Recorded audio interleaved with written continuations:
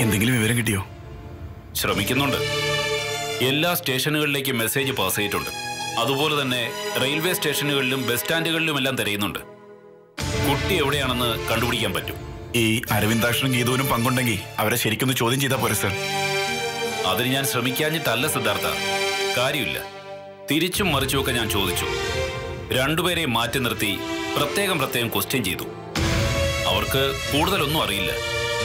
അയാളുടെ കയ്യില് കുറച്ച് തരികിടകളുണ്ട്. കുട്ടിയെ അംബികയെ ഒഴിവാക്കാൻ അയാൾ ശ്രമിച്ചിട്ടുമുണ്ട്. പക്ഷെ ഈ കേസിൽ അയാളുടെ ഇൻവോൾവ്മെന്റ് ഇല്ലെന്നാണ് എനിക്ക് തോന്നുന്നത്. എന്നാലും സാധ്യതകൾ തള്ളിക്കളയണ്ട, നോക്കാം. സർ, ഇതിപ്പം മോളുടെ കാര്യം മാത്രമല്ല, എന്റെ അനിയത്തിയുടെ അവസ്ഥ വളരെ പരിതാപകരമാണ്. ഗോപമോൾക്ക് വേണ്ടി മാത്രം അവളുടെ ജീവിതം. മോൾക്ക് എന്തെങ്കിലും സംഭവിച്ചാൽ ഒപ്പം അംബികയ്ക്ക് എന്തെങ്കിലും സംഭവിക്കും. എല്ലാ അമ്മമാരും കുട്ടികളെ കുറിച്ച് ഓവർ സെന്റിമെന്റലാണ്, അതെനിക്ക് മനസ്സിലാവും. ഇനി ഞാൻ സിദ്ധാർത്ഥനോട് മാത്രമായിട്ടൊരു കാര്യം പറയാം. കുട്ടിയെ തട്ടിക്കൊണ്ടുപോയതാണെങ്കിൽ, അത് വൈരാഗ്യം കൊണ്ട് ആരെങ്കിലും ചെയ്തതാണെങ്കിൽ കണ്ടുപിടിക്കാൻ പറ്റും. അതായത് കുട്ടിയെ അപകടപ്പെടുത്തിയിട്ടില്ലെങ്കിൽ കുട്ടി നമ്മുടെ കയ്യിലെത്തും. മറുവശമാണ് പേടിക്കേണ്ടത്. അതായത് ഒരു വൈരാഗ്യവും ദേഷ്യവും ഇല്ലാതെ കൈ കിട്ടിയ കുട്ടിയെ തട്ടിയെടുത്തതാണെങ്കിൽ സൂക്ഷിക്കണം. അത് കുട്ടികളെ പല രാജ്യങ്ങളിലേക്ക് കച്ചവടം ചെയ്യുന്ന വൻ റാക്കറ്റുകളാണ്. അവരെ പിടികൂടാൻ ബുദ്ധിമുട്ടായിരിക്കും. എന്നുവെച്ചാ രാജ്യം വിട്ടു പോയിരിക്കോ? കൊണ്ടുപോയേക്കാം. സിദ്ധാർത്ഥൻ ഒരു മാസത്തെ പത്രം എടുത്ത് നോക്കൂ. കാണാതായി എന്ന് പറഞ്ഞ് ഒരു 5-6 കുട്ടികളുടെയെങ്കിലും ഫോട്ടോയും ഡീറ്റെയിൽസും ഉണ്ടാവും. ഇതൊക്കെ എവിടെ പോകുന്നു, എന്ത് ചെയ്യുന്നു, അതൊന്നും ആരും തിരക്കാറില്ല. തിരക്കുകൾക്കിടയിൽ നമുക്കതിനൊന്നും സമയം കിട്ടാറില്ല. നഷ്ടപ്പെട്ട കുടുംബത്തിന് മാത്രമാണ് അതിന്റെ വേദന. ഞാൻ പറഞ്ഞു വന്നത് സിദ്ധാർത്ഥന് മനസ്സിലായോ? മനസ്സിലായി സർ. അങ്ങനെയൊന്നും സംഭവിക്കാതിരിക്കട്ടെ. പ്രാർത്ഥിക്കാനല്ലാതെ നമുക്ക് എന്താ ചെയ്യാൻ പറ്റുക, അല്ലേ?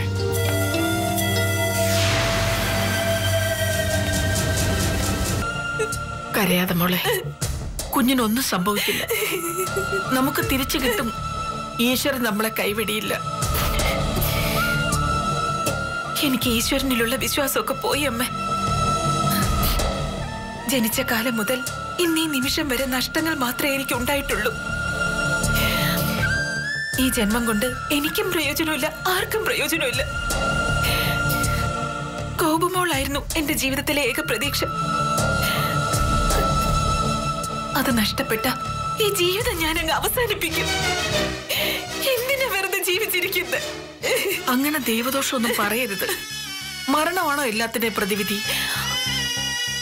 അല്ല, പക്ഷെ ജീവിതത്തിൽ പ്രതീക്ഷിക്കാൻ ഒന്നും ഇല്ലാതാവുമ്പോ മരിക്കുന്നതല്ലേ നല്ലത്. ഒന്നിനും പ്രതിവിധിയായിട്ടൊന്നുമല്ല, എല്ലാം എരിഞ്ഞടങ്ങിയത് തീരെ.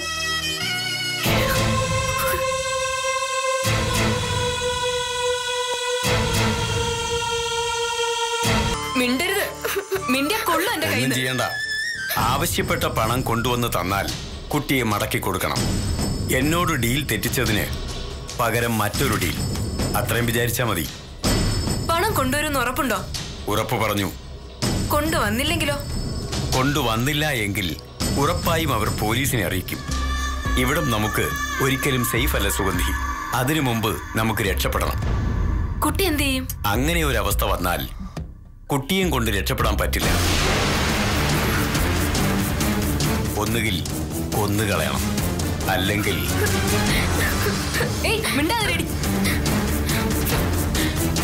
അല്ലെങ്കിൽ എവിടെയെങ്കിലും കൊണ്ടുപോയി കളയണം. ഈ ബുദ്ധിയോടെയല്ല, ബുദ്ധി കലങ്ങണം. നമ്മളെയോ നമ്മുടെ ബന്ധങ്ങളെയോ കുറിച്ച് ഒന്നും പറയാൻ കുട്ടിക്ക് കഴിയരുത്.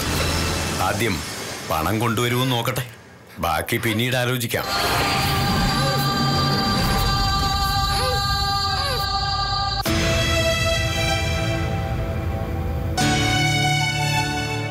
പുറത്തു പോവാണോ? പോണം. ഇപ്പൊ പുറത്തു പോകുന്നത്? കുറച്ച് കാര്യങ്ങളുണ്ട്, അത് വ്യക്തിപരമാ.